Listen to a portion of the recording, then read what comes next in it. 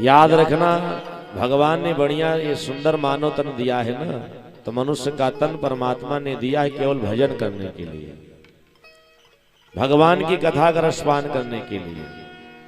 और बढ़िया सुंदर अवसर जीवन में प्राप्त हुआ। गांव में, क्षेत्र में, परिवार में राम कथा का आयोजन भी चल रहा है, और फिर भी लोग घर में, गांव में बैठ करके कथा के पांडाल में नहीं पहुंच पा रहे हैं। तो जान लीजिए संसार सागर में उनसे बड़ा अभागा इस दुनिया में कोई है नहीं। जिनके हृदय में भगवान की कथा का प्रवेश नहीं करता वो जीते जी 100 के समान है। याद रखना, जो भगवान की कथा श्रवण नहीं करते। इसीलिए गोस्वामी तुलसीदास जी ने रामचरितमानस में बढ़िया सुंदर पावन पंक्ति प्रस्तुत की है कि जिन हरि कथा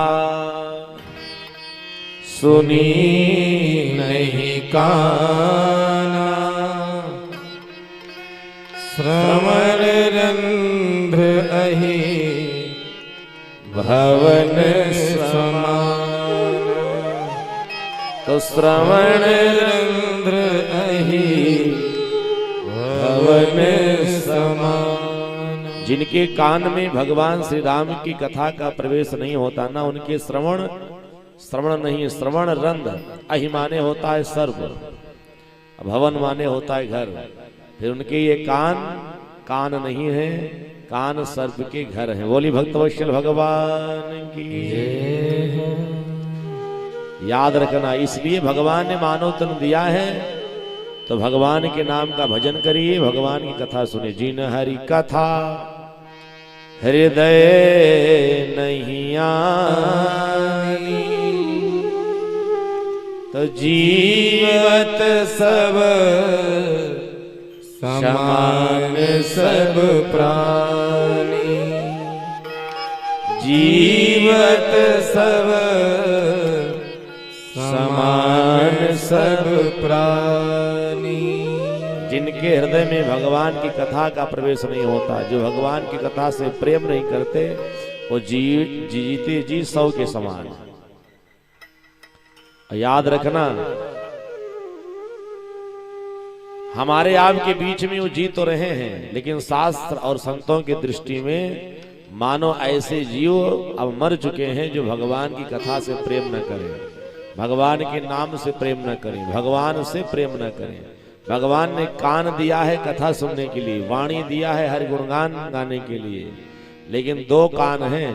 दोनों कानों को हम संसार के प्रपंच में तो खूब लगाते हैं, लेकिन भगवान की कथा में हमारे आपके 2 कान लग नहीं पाते। याद रखना,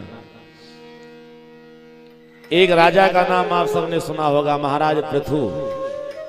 राजा पृथु ने 99 अश्वमेध यज्ञ किया, प्रत्येक यज्ञ सफल हुई। और जब 99 अश्वमेध यज्ञ की पूर्णाहुति होने का समय आया, तो स्वर्ग के सिंहासन पर बैठे हुए राजा इंद्र का सिंहासन डोलने लगा।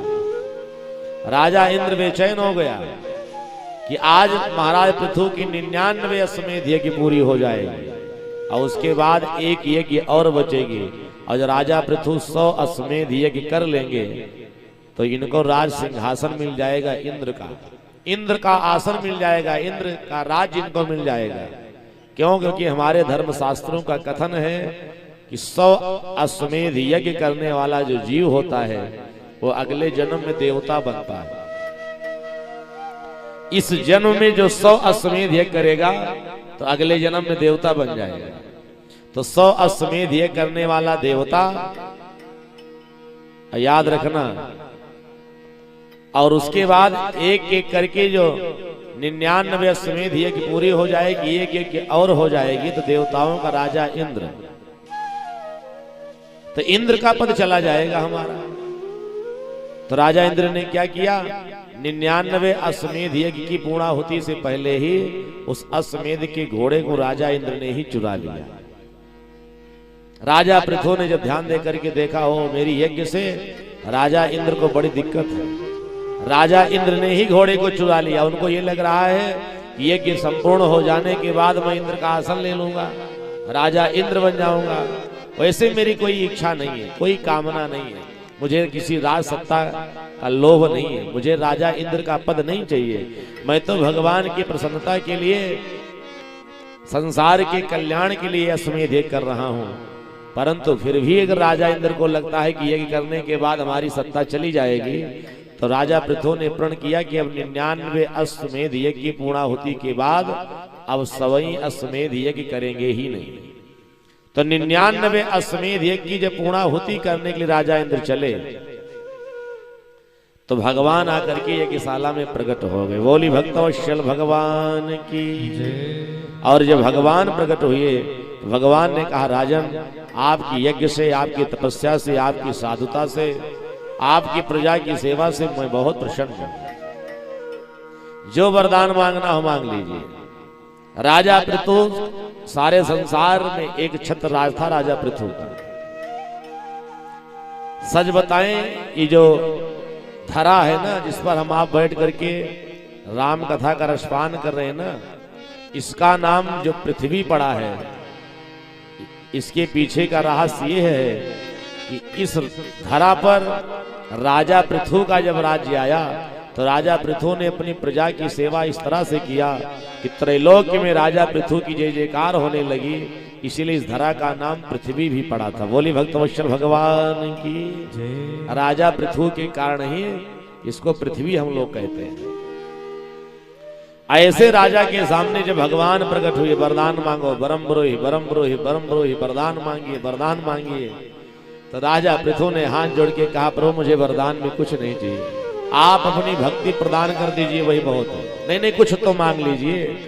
तो बार बार भगवान की निवेदन करने पर राजा पृथु ने कहा, प्रभु आप मुझे 10,000 कान दे दीजिए। बोली भक्तवत्सल भगवान की। भगवान नारायण सामने खड़े हैं। अरे राजन, आप 10,000 कान लेकर के क्या करोगे?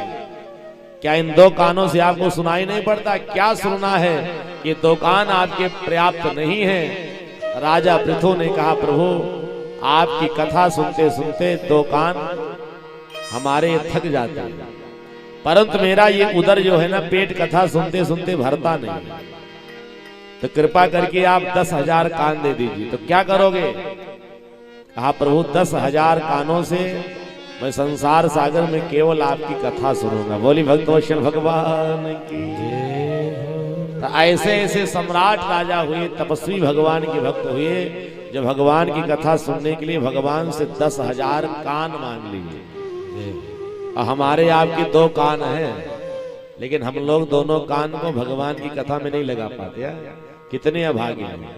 तो भगवान ने एक कान दिया है कथा सुनने के लिए। रसना सापिन बदन विल जे न जपहि हरिना। जिनकी वाणी से हरि का नाम का उच्चारण नहीं होता, भगवान का भजन नहीं होता, उसकी जीव सांपनी की तरह, सर्पणी की तरह है। कान उसके बिल के समान है। इसलिए बढ़िया सुंदर अवसर मिला है, तो अपनी वाणी को मंगलमय बनाते हुए, जीवन को कृतार्थ करते हुए अपनी जीवा से हरिनाम का कीर्तन भजन हमको आपको सदैव करना चाहिए।